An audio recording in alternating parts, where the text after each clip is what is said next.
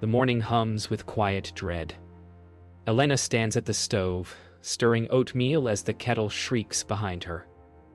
Marcus sits at the table, scrolling his phone, his presence heavy with unspoken judgment. Noah babbles about his school project, his small voice a desperate spark in the silence. When Marcus finally looks up, it's not at his son, it's at Elena. One careless sentence slips from him like poison, the word, worthless, slicing through steam and morning light. Time stalls. The air tastes metallic.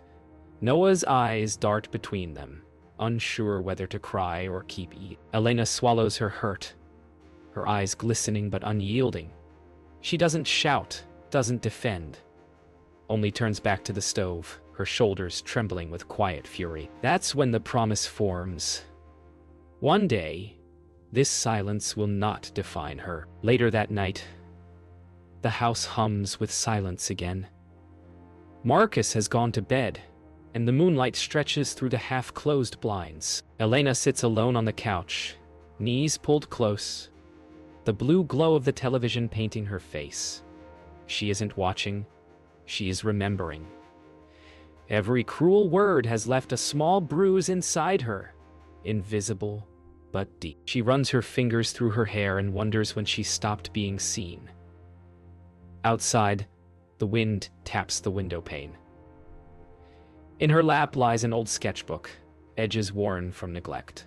Slowly, she opens it. The first page, a portrait of Noah as a baby, makes her smile through her tears. Somewhere inside the ache, a spark begins to breathe. Morning returns, bringing routine like chains. Elena prepares Noah's breakfast with mechanical calm. Marcus breezes through the kitchen, crisp and perfumed, pretending last night never happened. He kisses Noah's head but spares Elena no glance. She studies him quietly, noticing how his reflection in the window looks almost foreign now. A stranger wearing the shape of her husband. Noah hums to himself, unaware of the chasm widening between his parents. When the door closes behind Marcus, the silence feels like oxygen. Elena exhales for the first time in days. At the community center, Elena watches children painting with reckless joy. She volunteers quietly, refilling water cups and wiping little hands. Among the laughter, something in her softens. One of the other volunteers, Ethan, greets her warmly, a man whose voice carries calm like sunlight through dust. They speak briefly about art, about kids, about patience. He compliments her on the way she encourages the children. It's the first kind word she's heard in weeks, and it catches her off guard. When she thanks him, her voice trembles, not from attraction, but from remembering what gentleness feels like. That night, Elena tucks Noah into bed. He asks why Daddy doesn't smile anymore. She hesitates, brushing his hair back, whispering that sometimes grown-ups forget how to be kind. Noah nods sleepily, his small hand clutching hers. As she watches him drift into dreams, Elena feels both love and sorrow intertwine, a quiet vow forming in her chest. She walks to the window, moonlight painting her reflection beside her son's sleeping form. Outside, wind stirs the leaves, and for the first time she feels a stirring of freedom, faint but alive. The weeks pass like faded photographs. The same rooms, the same silences, the same cautious smiles. Elena moves through the house like a ghost preserving peace. Marcus grows colder, his affection replaced by clipped questions and mechanical gestures. She learns to answer with nods and small, practiced phrases. Yet, beneath that fragile stillness, something within her hums, a quiet rebellion. Each time she sketches, each time she laughs with Noah, each time she remembers the softness in Ethan's voice, she steals back a fragment of herself. It isn't escape yet, but the beginning of remembering how to breathe. Elena begins volunteering at the arts center more often. She tells Marcus it's for Noah's enrichment, but it's really for her own. Surrounded by color, by laughter, She feels the static in her chest begin to ease. Ethan is there most days, attentive but never intrusive. He treats her not as someone broken, but as someone worth listening to. When she laughs at something he says, the sound startles her. She realizes she hasn't heard herself laugh in months. That night, she stands in front of her bathroom mirror and whispers a simple truth. She doesn't want to disappear anymore. One evening, Marcus returns home earlier than usual. He finds Elena sketching at the dining table, headphones in, completely unaware of his presence. Her pencil dances freely, the page filled with vivid emotion. When she finally notices him, the look on his face chills her. There's no curiosity, only suspicion. He asks why she's wasting time when there's dinner to cook. She closes the sketchbook slowly, her movements calm, deliberate. For the first time, she doesn't apologize. His silence thickens the room, but hers, steady and unflinching, feels louder. Saturday arrives with sunlight and the smell of rain. Noah runs through puddles outside the arts center, laughter echoing. Ethan helps him build a small paper kite, teaching him how to fold the edges just right. Elena watches, smiling from a distance. It's not romance she feels, not yet, but gratitude, deep and aching. When Noah runs to her, holding the finished kite, he says, "Ethan's really nice." She nods, her throat tightening. For the first time, she sees what gentleness can teach a child, and what cruelty destroys. That night, Elena paints. For the first time in years, she loses herself completely to color. The brush moves as if guided by something long buried. Freedom, perhaps, or the faint memory of joy. When she finishes, her fingers ache, and her cheeks are streaked with tears. The canvas shows a woman standing in the rain, head lifted toward the sky, eyes closed. In that moment, she realizes that healing doesn't roar, it whispers. It begins quietly, with one act of defiance no one else can see. Spring stretches across the city like a hesitant smile. At the art center, the light is softer, the laughter warmer. Elena has begun to move differently, shoulders lifted, steps unhurried. Ethan notices the change but says nothing. His kindness is quiet, patient, never invasive. One afternoon, they sit together cleaning brushes, while the children's paintings dry in a riot of color. Their conversation drifts from art to memory, from loss to hope. She mentions that Marcus doesn't like her painting anymore, and Ethan simply replies, "Then paint for yourself." The words land like a key, turning in a long, locked door. She doesn't blush or stammer. She just exhales, for once feeling seen without being owned. Marcus begins to notice the light returning to Elena's face, and he resents it. He questions her about the art center, about Ethan, about why she seems different. His tone is careful, practiced, but edged with something darker. Elena answers evenly, refusing to shrink. For the first time, her silence feels like armor rather than submission. Later, alone in the bathroom, she studies her reflection. There are lines near her eyes that weren't there before, not from age, but from surviving. She touches the mirror gently and whispers to herself, "He doesn't own my face." Days later, the art center hosts a small open exhibition. Parents and volunteers fill the room, music soft and unintrusive.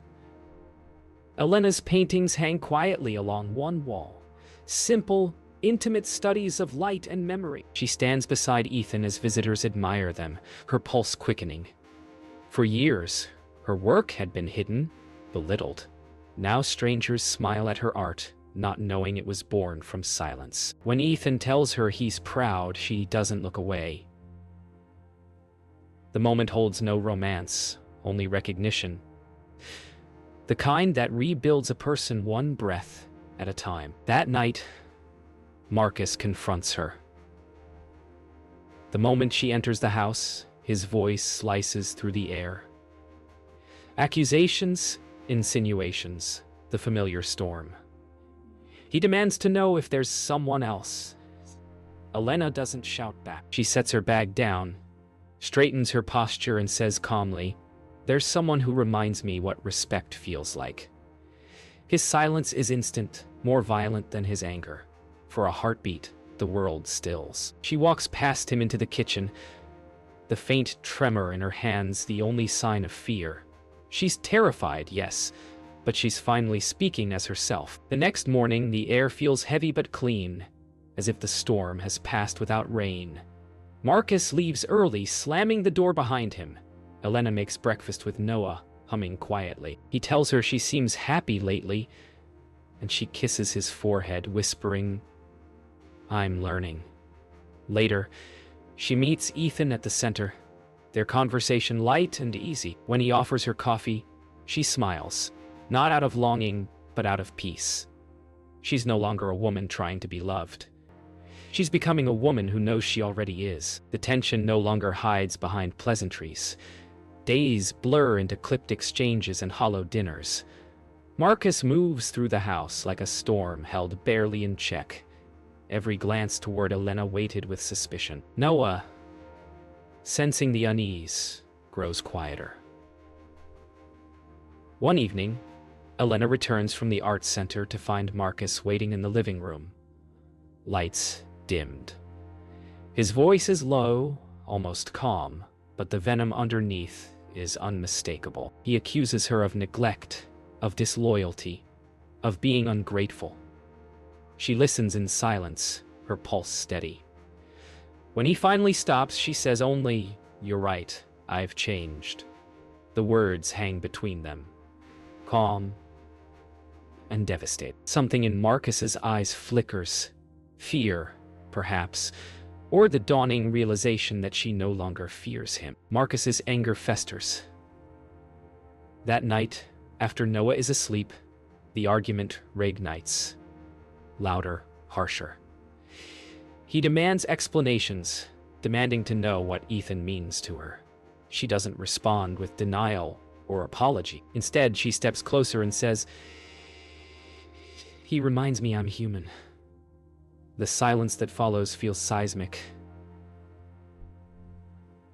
Marcus's composure cracks. He slams his hand against the wall, his shout echoing through the house. Elena doesn't flinch. Instead, she turns, gathers her keys, and walks out into the night. The cool air on her skin feels like release, her first breath of freedom in years. Rain falls in thin, silver strands as Elena sits in her car outside the art center. Her hands tremble on the steering wheel, tears cutting through exhaustion. The passenger seat beside her is empty, but she imagines Ethan's steady voice reminding her she's not broken. She doesn't go inside. Instead, she watches the rain slide down the windshield like threads of release. When she finally starts the engine, she drives not home, but toward her sister's apartment across town. Each mile feels like a heartbeat returning to life. At her sister's apartment, safety feels foreign. The air smells of coffee and laundry detergent.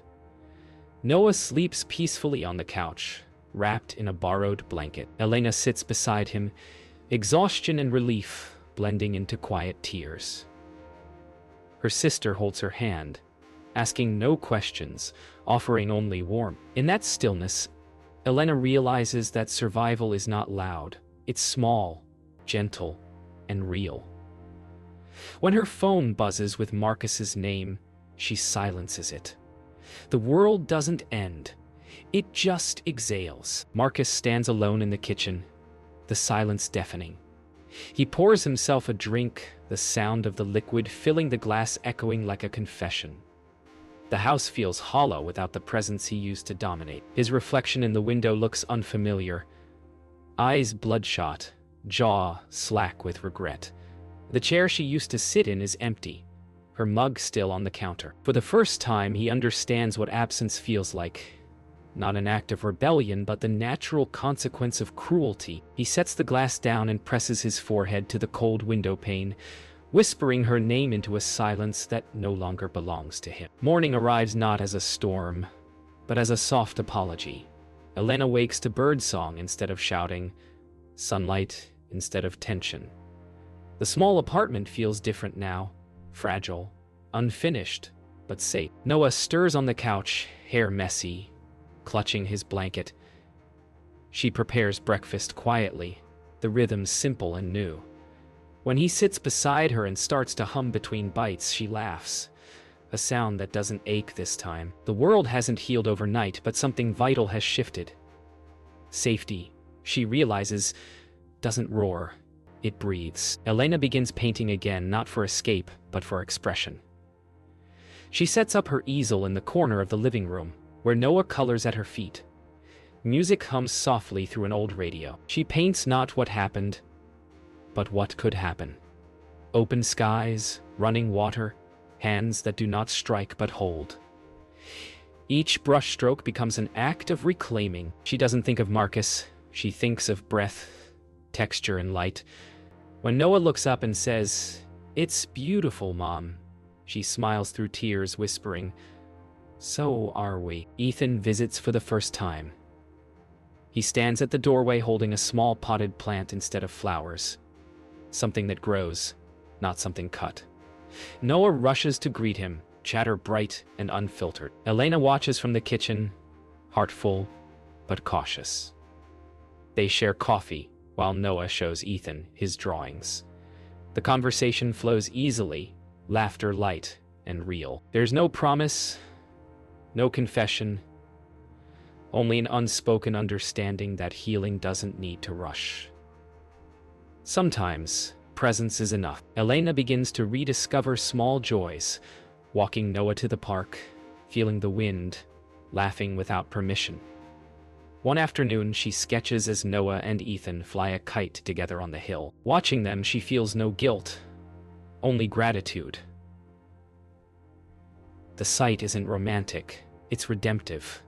Noah's laughter fills the air like a melody that has waited too long to be heard. Elena draws them both, not as replacements for what was lost, but as symbols of what was found. Kindness, patience, and new beginnings. That evening, after Noah falls asleep, Elena steps out onto the balcony. The city hums below. Distant sirens, laughter.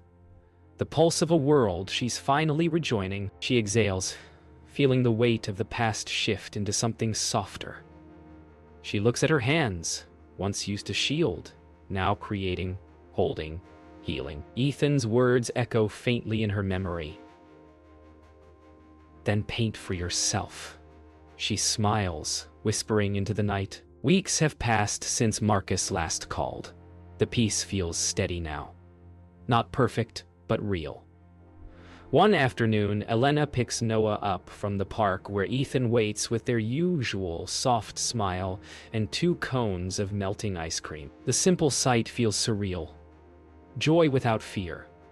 As Noah runs ahead, his laughter fills the empty corners of Elena's soul. Yet later that evening, a message arrives, Marcus asking to see Noah. Her breath catches. The life she rebuilt trembles, not in fear, but in preparation. The past is knocking, but she is no longer the woman who answers in silence. Marcus arrives unannounced. The knock is sharp, practiced. A sound from another life. When Elena opens the door, he stands there holding a toy car for Noah, his expression rehearsed. Time folds between them. The apartment seems smaller now with him inside. Noah greets him politely but hesitantly, retreating toward his mother's side. Marcus's eyes search the room, the artwork, the gentle order, until they land on a small framed photo of Noah and Ethan flying a kite. The silence that follows hums with humiliation and longing. Marcus swallows hard.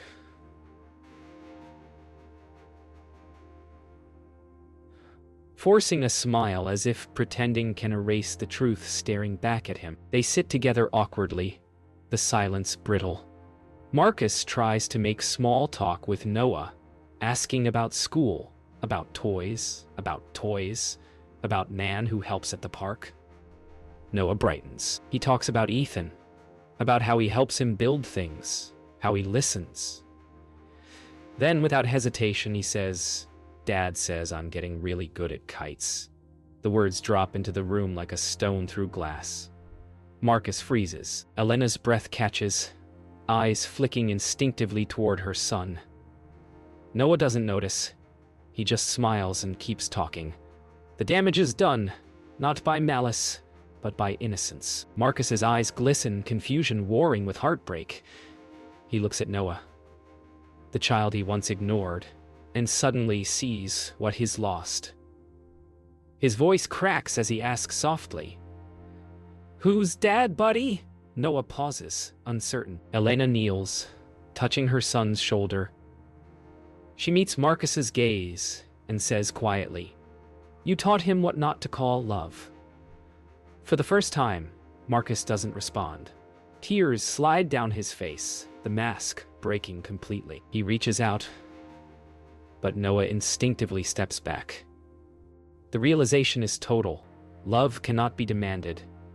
It must be given. Marcus leaves in silence. The door closes softly, and the apartment exhales with him gone. Noah looks up at his mother, confused, asking if Daddy is sad. Elena nods, her voice tender. He's learning what sadness really means. Later that night, after Noah drifts to sleep, she sits alone at her easel. She paints not Marcus, not Ethan, but herself, standing in sunlight, eyes open. In the distance, a child's laughter echoes from her memory. She smiles, setting the brush down. For the first time, she feels both forgiveness and freedom, sharing the same breath. Morning opens like a window unlatched, the air cool and honest. Elena wakes before Noah and lets the apartment speak. Kettle murmuring, brush bristles drying in a jar. Yesterday's sun lingering in a smear of yellow on her canvas. She is not waiting for permission anymore. Decisions arrive with a steadiness that surprises her. She writes a list. Rent due, school forms, a meeting with the center about teaching a weekend class, and feels the quiet thrill of a life assembled by her own hands. When Noah pads out in socked feet, he presses his cheek to her arm and asks if today is a good day. Yes, she answers, because she believes it. In the stillness that follows, she thinks of Marcus without flinching and of Ethan without clinging. She is grateful for both truths, the wound that taught her to listen to herself, and the kindness that showed her the sound of that voice. The day begins, unburdened and bright. They meet at a neutral park because open sky makes hard words softer. Marcus arrives early, hands empty, face altered by the weeks he's spent staring into what he broke. Elena comes with boundaries already spoken inside her. They do not tremble when they step into air. She tells him Noah's schedule, the times that work, the places that feel safe. He nods, his voice quiet, not bargaining but learning. He says he's seeing someone about the anger, that he is sorry for naming her with a word he never earned the right to use. She listens, not for performance but for change, and promises nothing beyond civility and care for their boy. When Noah runs to the swings, Marcus pushes him gently, matching the rhythm Elena sets from the bench. It isn't reconciliation. It's a truce written in ordinary gestures, a shared gravity around a child who deserves the sky. The art center smells of glue sticks and citrus cleaner, a sanctuary disguised as a classroom. Elena stands in front of a semicircle of parents and children with paint under their fingernails, showing them how to pull light from darkness with a single stroke of white. She does not mention survival, but it hums beneath the lesson. The way hands steady after a long storm. Ethan helps stack canvases in the back, careful to hover at the edge of her orbit, present without claiming. When the class applauds a child's sky, Elena feels heat rise to her cheeks. The blush is not shyness but pride, the living proof of a promise kept to herself. After, Ethan asks if she'll submit her series to the community gallery, and she answers yes before fear can speak. She signs her name on the form with a flourish that lands like a heartbeat and doesn't fade. There is an evening that feels like a rehearsal for the life she chose. Clara comes over with too much food and louder laughter than the room can hold.